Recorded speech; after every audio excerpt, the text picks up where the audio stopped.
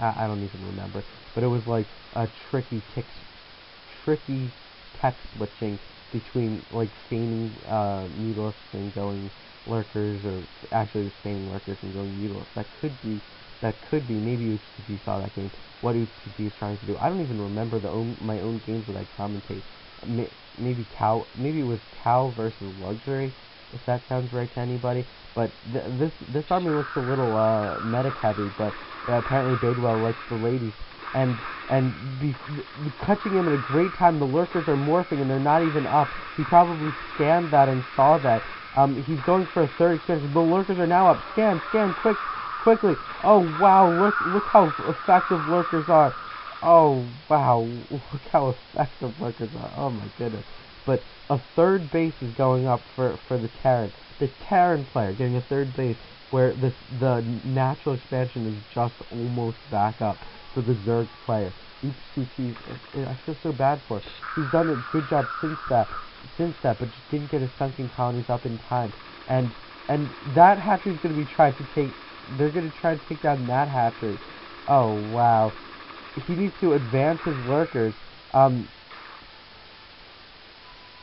Wow, there's a lot of medics and not very many marines. And it looks like, meanwhile, on the tech front, the science facility is almost up. So science facility is going to be out really soon.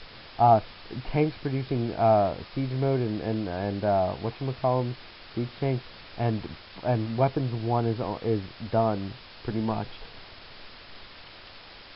And oopsTT is going to see that third expansion. That's a vulnerable expansion. It's really hard for a Zerg to get a third gas on this base. There's expansions like here and here. They're really hard to hold. They're like right out in the open, and they're siegeable, like from right here, or I should, from like right here. You can put siege tank up there. But anyway, it looks like a drone going out for a third gas, perhaps at the bottom left base. Well, meanwhile, about 10 Zerglings and 4 lurkers are going to try to take down the third base. And there's a mass of medics to defend it. Medics do not do well against lurkers, although that tank does. But they're... Oh, and the Marines are just in time, and they're going to hold this off really well. Forcing the command center to lift, I think he could have just advanced the siege tank a little bit and not had to have left, but he didn't lose any mining time because he didn't transfer SCVs. Because he knew that was going to be under attack. And meanwhile, that drone was setting up for a hatchery, but never actually decided to get one. And scanning all over the map for hatcheries. Badewell can't believe it that he's so far up. He's just making sure that it's not too good to be true. And he still has almost 3 scans, and it's a dropship first.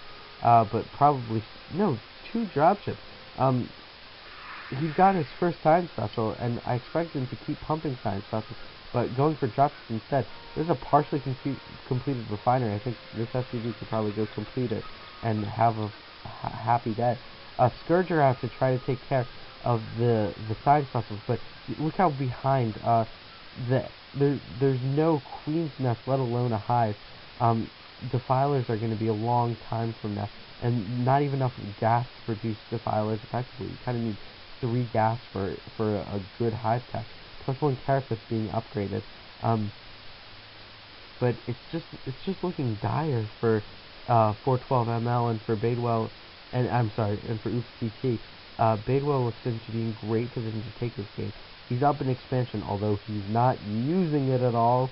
But meanwhile, he's just macroing up. He's building 2 more barracks as he could be, and now he remembers and is starting to pump out of those barracks.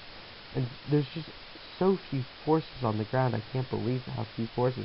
Oh wow, look at that size for a minute. 53 out of 59, 100. Double the size. That's how big of a disadvantage the oopsTT is at. And it's really a shame. And wow, I missed a drop, guys. Oh wow, I missed a drop. Did I ever? And a double drop coming to reinforce it with tanks and an SUV to repair the tank. I hope this isn't for humiliation that he built like a command center in the main base, but there's like no mining going on, and the lair goes down.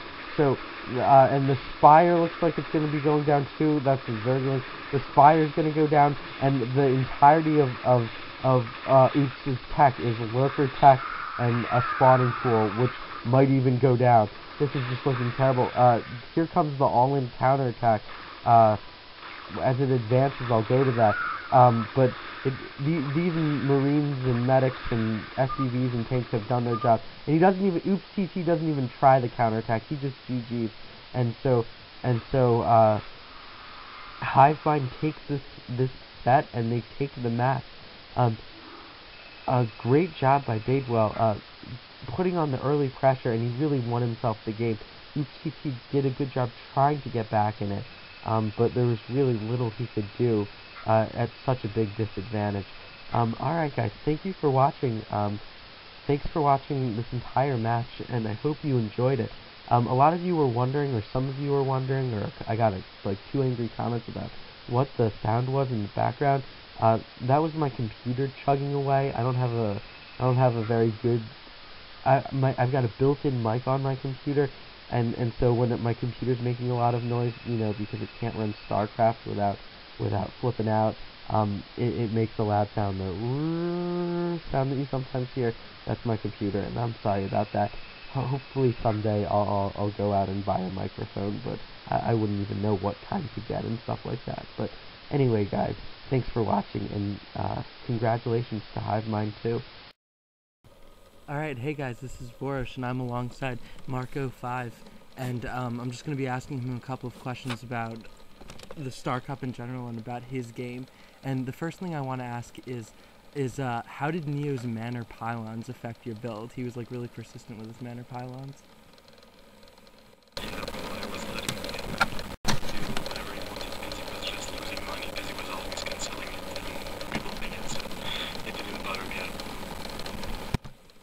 Alright, and you displayed a lot of really good game sense. You pushed out, it seemed, at the perfect time. How did you know to push out then?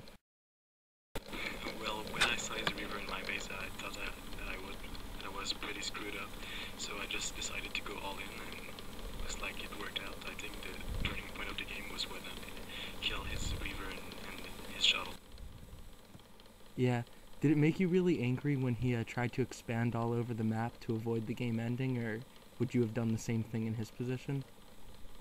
No, not at all. I'm pretty friendly with Neo.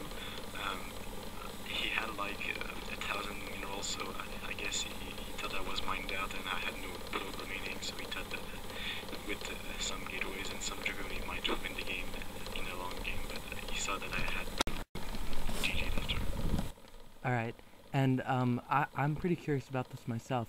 What happened in the 2v2 match that 412ML had to forfeit?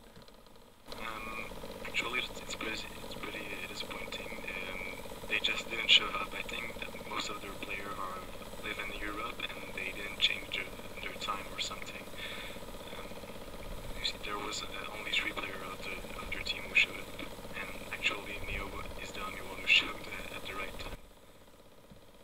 Alright, so you guys are 2-2 now. What do you think your chances are to win the entire Star Cup? I think we have a pretty good chance. We have a really good player like Zizou and Solve.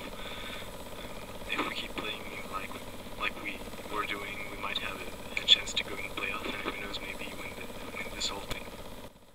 Alright, thank you very much for taking the time to answer my questions.